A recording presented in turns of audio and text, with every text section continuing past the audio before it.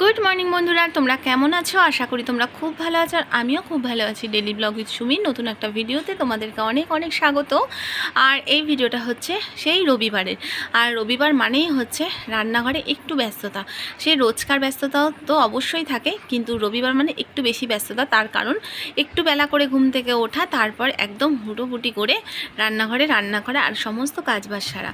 আর সকাল সকাল দেখো রবিবারে বাজার হয়ে গেছে। ওর বাবা যেহেতু বেরাবে তার জন্য সকালে বাজার করে দিয়ে গেছে। তার আগে আমি রান্নাঘরে এই যে সবজিগুলো কাটতে বসে গেছি, আর এদিকে সব সবজি বাজারের ব্যাগ থেকে বের করে গুছিয়ে নিলাম।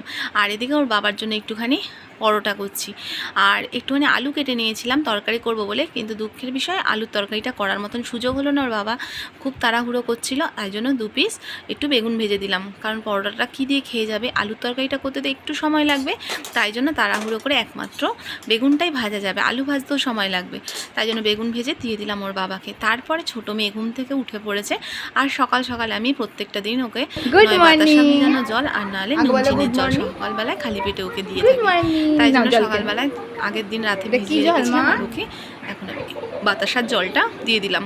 মেয়ে ঘুম থেকে উঠে পড়েছে। হলুদ জল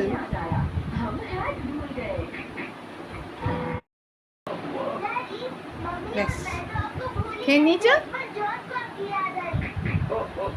দাও এবার বসো, তারপর তোমার জন্য খাবার নিয়ে আসবো। হ্যাঁ দাও, ঠাম্মার সাথে বসে বসে কি দেখছো তুমি? পেপা পিগ। তারপর মেয়েকে জল খাইয়ে ব্রাশ ট্রাশ করিয়ে চলে এলাম আবার রান্নাঘরে। এবার হচ্ছে আমাদের জন্য যে আলুগুলো কেটেছিলাম পরোটা খাবো বলে, যে তরকারি করব, সেই জন্য তরকারিটা বসিয়ে দিলাম। আর একটা ছোট্ট কড়াইয়ের মধ্যে বসিয়ে অল্প একটুখানি তরকারি তো তাই। আর এদিকে একটুখানি টমেটো দিয়ে আলুর তরকারিটা বানাচ্ছি, কাঁচা লঙ্কা দিয়ে কালো জিরা ফোড়ন দিয়ে। টমেটোটা খাওয়া না বারণ, আমাদের মায়ের আমার দুজনেরই বারণ, কিন্তু মাঝে সাঝে একটু আধটু খেয়েই ফেলি। টমেটোর লোভটা যেন সামলাতেই পারি না, টমেটো ছাড়া যেন মানে তরকারিটা অসম্পূর্ণ। মাঝে সাঝে, রোজ তো খাই না প্রত্যেক দিন, এখন একদমই খাওয়ার তালিকা থেকে বাদ দিয়ে দিয়েছি। তারপরে দেখো তরকারিটা বসিয়ে মাছ আর মাংস এই দুটোকে বের করে নিলাম ধোয়ার জন্য। আর আজকে সকাল সকাল স্নান করিনি, সকালবেলা আমি শুধু বাসি কাপড় ছেড়ে ঠাকুর ঘর পরিষ্কার করে গোপালকে খেতে দিয়ে তারপরে রান্নাঘরে ঢুকেছিলাম। এই যে এবার হচ্ছে স্নানে যাব করে করে সব কিছু দেরি, মনে হচ্ছে এই কাজটা সেরে নিই, একবার মনে হচ্ছে আরেকবার ভাবছি এই কাজটা সেরে যাই তাহলে তাড়াতাড়ি হবে। এই ভেবে ভেবে না একবার যদি আমি সকালে স্নান না করি না একদম মানে দেরি হয়ে যায়। তারপরে আবার দেখো উপরে গিয়ে মেয়েকে ডাকতে গেছি, মনে হলো যাক বিছানাটা আমি তুলে ফেলি আগে, তারপর না যাবো এই যে জামা কাপড় ছাদ থেকে তুলে আর নিজে শাড়িটা পরবো সেটাও উপর থেকে নিয়ে চলে এলাম। আর বড় মেয়ে এবার এখন বলছিল যে এবার আমাকে খেতে দাও, তারপর আবার ভাবলাম তাহলে ওকে খেতে দিয়ে যাই, তাহলে আমার পুজো করতে তো দেরি হবে, ও অন্তত পেটটা শান্তি করে দিলে আমার আর চিন্তা থাকবে না। এই করে করেই যেন প্রত্যেকটা সময় দেরি হয়ে যায়, কি করব। তাই জন্য মেয়েকে একেবারে নিয়ে চলে গেলাম রুটি তরকারি দিতে, রুটি না পরোটা। তো যাক, এই যে স্নান সেরে চলে এসেছি, এবার হচ্ছে মাথাটা আঁচড়ে সিঁদুরটা পরে এবার যাবো সোজা ঠাকুর ঘরে। এখনকার মতন এই যে আয়নার সামনে দাঁড়ানো শেষ, আবার কখন হয়ে উঠবে আয়নার সামনে দাঁড়ানো জানি না, রান্না বান্না সেরে আবার কখন উদ্ধার হব। অবশেষে স্নান ধান করার সুযোগ হলো, আর এখন যাচ্ছি হচ্ছে পুজো করতে। তো পুজো না করা পর্যন্ত দেখছো আমার মেয়ে দরজাটাকে বন্ধ করেছে। এই তো এই দরজাটা খোল তো মা, এই দরজাটা খোল। আমি ঘরে এসেছি স্নান ধান করে, আমার ছোট মেয়ে বাইরে থেকে বন্ধ করে দিয়ে চলে গেছে। দেখছো, এরকম যদি একা থাকি আর যদি এরকম ও বাইরে দিয়ে বন্ধ করে দেয় তাহলে আমাকে কে খুলে দেবে? স্নান করে নে মা। তো এখন যাই, চলো ঠাকুর ঘরে পুজোটা করে নিই। আর গরমে না আজ যতই স্নান ধান করে ঘামাচিতে এরকম অবস্থা হয়েছে, চোখ মুখের অবস্থা একদম বেহাল হয়ে গেছে। তো যাক, চলো আবার রাস্তা থেকে জল টানতে হবে, এটাই আগে পুজোটা সেরে নিয়ে তারপরে বাদ বাকি কাজগুলো হবে, ঠিক আছে? তো চলো। দেখছো আরেকজন বাথরুমে ঢুকে স্নান করছে, কি বলবো, সব জলগুলোকে ও নষ্ট করছে, কি বদমাইশি। সকালে টিফিনটা অনেকক্ষণ পর খাওয়ার সুযোগ পেলাম, তো এই যে পরোটা আর আলু তরকারি নিয়ে চললাম এখন খেতে। মায়েরটা মাকে দিয়ে দিয়েছি, মা এখন দিয়ে খাচ্ছে, ছোটো মেয়েও খাচ্ছে একটু আর মাও খাচ্ছে। আর আজকে জানো 3 দফায় আজকে টিফিনটা তৈরি হলো।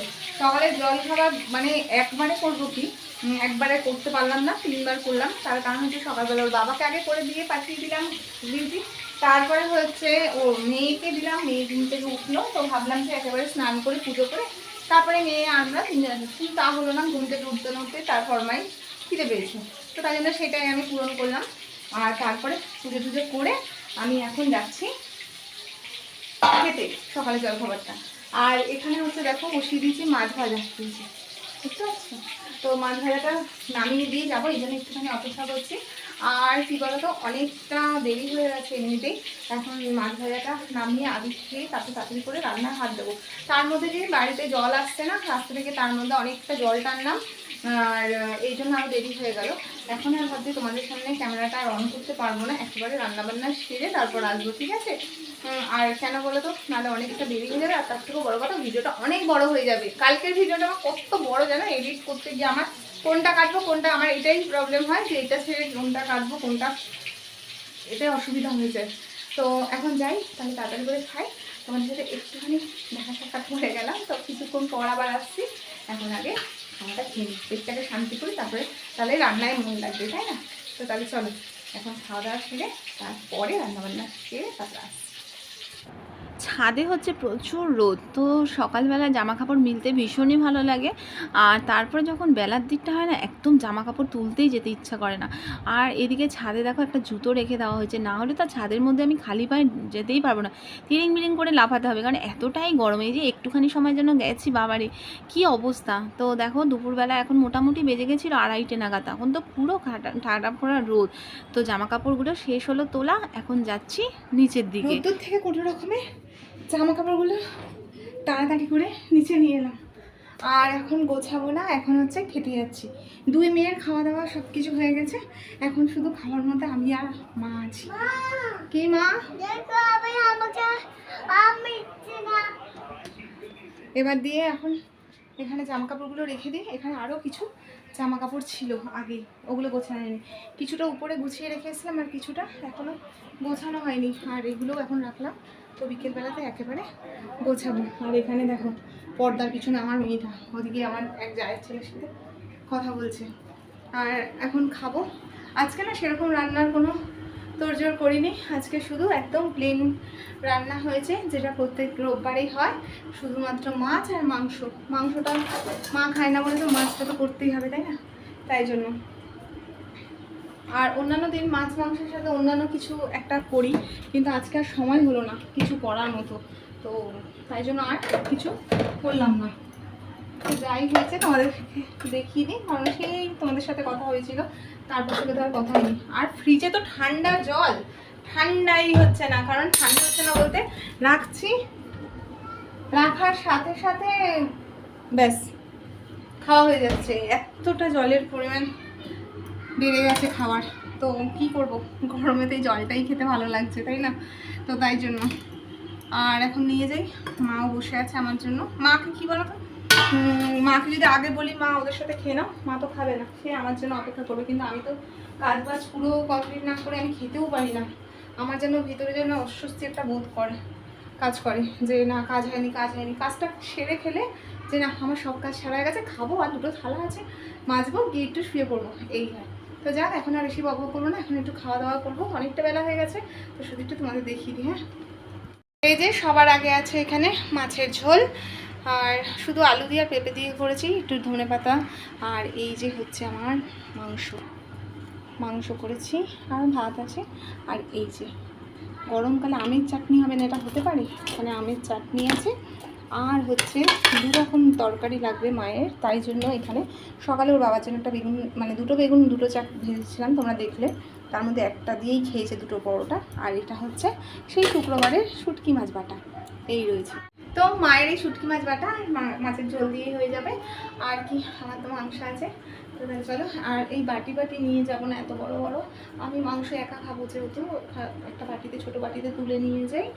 আর মাছও মায়ের জন্য বাটিতে করে তুলে নিয়ে চলে যাই, ঠিক আছে? তো তাহলে চলো এখন খাওয়া দাওয়া সারি, তো তোমাদের সাথে আবার বিকেলবেলা দেখা হচ্ছে। এখন বাজে বিকেল 5:30, আর এখন মেয়ে আর আমি দুজনে মিলে যাচ্ছি। মেয়ের আগে কম্পিউটার ক্লাসে যাব, তারপর আবার ওখান থেকে যেতে হবে গানের ক্লাসে। তো অনেকটা দেরি হয়ে গেছে, 5টা থেকে মোটামুটি ক্লাস থাকে, কিন্তু আজকে মোটামুটি বেজে গেছে 5:30। কম্পিউটার ক্লাসটা সেরে যথারীতি চলে এলাম সেই গানের স্কুলে। আজকে অনেকটা দিন পর আজকে গানের স্কুলে পা রাখলাম। তো এই জায়গাটা আসলে না নিজের দিনগুলো প্রচুর মনে পড়ে। তো চলো ভিতরে গিয়ে দেখি কার কার সাথে আজকে একটু দেখা হয়, আর দেখি তোমাদের সাথে একটু দেখা করাবো। এই যে এখানে হচ্ছে মেয়ে বসে গেছে। তো গরমের জন্য আর কি বলবো, আর অনেকেই হয়তো ক্লাসে আসেনি। আর একটা বান্ধবী এসেছিলো আমার মেয়ে, তো 3-4 জন ছিল। তারপর আগে প্রথমে তবলায় করে এসছে, তারপরে আমার মেয়ে এখানে আন্টির কাছে প্রচণ্ড গরমে যে ভিডিওটা যে শেষ করতে পারিনি, এটাই একেবারে মাথা থেকে বেরিয়ে গেছিলো। বাড়ি এসেছি আজকে মেয়েকে কম্পিউটার আর গানের ক্লাস থেকে নিয়ে, সেই 8:10-15 বেজে গেছিলো। তারপরে এসে যথারীতি একটু বিশ্রাম নেওয়ার চেষ্টা করছিলাম, তার কারণ এত গরম পড়েছিল না, মানে সহ্য করা যাচ্ছে না। কাজ বাজ ছেড়ে দিয়ে আগে একটুখানি বিশ্রাম করার জন্য শুয়ে পড়েছি। তারপরে উঠে সেই জল টানা, কারণ জল টানতে হবে, যেহেতু আমাদের জল আসছে না, কলে প্রচুর অসুবিধা হচ্ছে। তা কিছু জল টানলাম, তারপরে বাসন টাসনগুলো গোছানোর ছিল, যেহেতু আমি 4টের পর শুয়েছি আর শরীরে দিচ্ছিল না যে সমস্ত কাজগুলোকে সারবো। তারপরে একটুখানি জামা কাপড় গোছালাম, এখনও তার নমুনা দেখতে পাবে। এই দেখো জামা কাপড়গুলোকে গুছিয়ে এখানে রেখে দিয়েছি, এখনও অবধি উপরের ঘরে নিয়ে গিয়ে রাখার ক্ষমতা হয়নি বলতে ইচ্ছাই করছে না, কি করবো আর। তার সাথে সাথে আবার একটু ভাবলাম, ভাত টাত করে চলে এসেছিলাম ঘরে, তারপরে একটুখানি বসে বসে শর্টস ভিডিও করছিলাম। তো কি করবো, বসেছিলাম, তা এই নর্মাল শাড়ি পরেই করে দিলাম। এই হলো আমার কাজ। তো আর কি করবো, এখন যাবো, মেয়ে খাবে, সবাই খাওয়া দাওয়া করবো, ঠিক আছে। তো আজকের মতন আর কি বলবো বলো, গরম পড়েছে, এখন যাবো খাওয়া দাওয়া করবো, খাওয়া দাওয়া করে তারপরে একটু গা ঠা ধুয়ে তারপরে একটু শোবো গিয়ে। তার মধ্যে জানো মেয়েটার এসছে আবার জ্বর, হালকা গাটা গরম গরম হয়েছে, নাকে প্রচুর সর্দি দেখছি হঠাৎ করে। কালকে অবধি মেয়েটা আমার সুস্থ ছিল, দুপুরের পর থেকে দেখছি শরীরটা খুব একটা ভালো নেই, একটু ঘ্যান ঘ্যান করছে। কিন্তু আমার মেয়েটা সত্যি অনেকটাই ভালো বলতে হবে, কারণ আমি মেয়েটাকে বড় মেয়েকে নিয়ে নিয়ে বেড়াই, তো ও ভালোই ঠাম্মার কাছে থাকে, চেষ্টা করে মাকে ছেড়ে থাকার। কিন্তু কি করবো, মেয়েটাকে আমি সময় দিতে পারি না, বড় মেয়েটাকে নিয়ে দৌড়ানোর জন্য ছোটোটাকে একটুও সময় দিতে পারি না। এই জন্য বলি অনেক লক্ষ্মী আমার। জানি না অন্যান্য বাচ্চারা কীরকম করে না করে, আমার মেয়ে যথেষ্ট ঠাম্মার কাছে থাকার চেষ্টা করে, জানে মা এখন দিদিকে নিয়ে বেরোবে আর কি। এইভাবে ভগবান হয়তো ঠিক ওরমভাবেই তৈরি করে পাঠায়। তো যাকে আর এখন কিছু বলার মতো নেই, আর দেখানোর মতনও কিছু নেই। এখন যাবো, খাবো আর ঘুম লাগাবো, ঠিক আছে। তো আজকের মতন এখানে আমি আমার বক বন্ধ করছি। কালকে আবার দেখা হচ্ছে নতুন একটা ভিডিওর সাথে। তোমরা ভালো থেকো, সুস্থ থেকো, নিজের খেয়াল রেখো। আজকে গুড নাইট।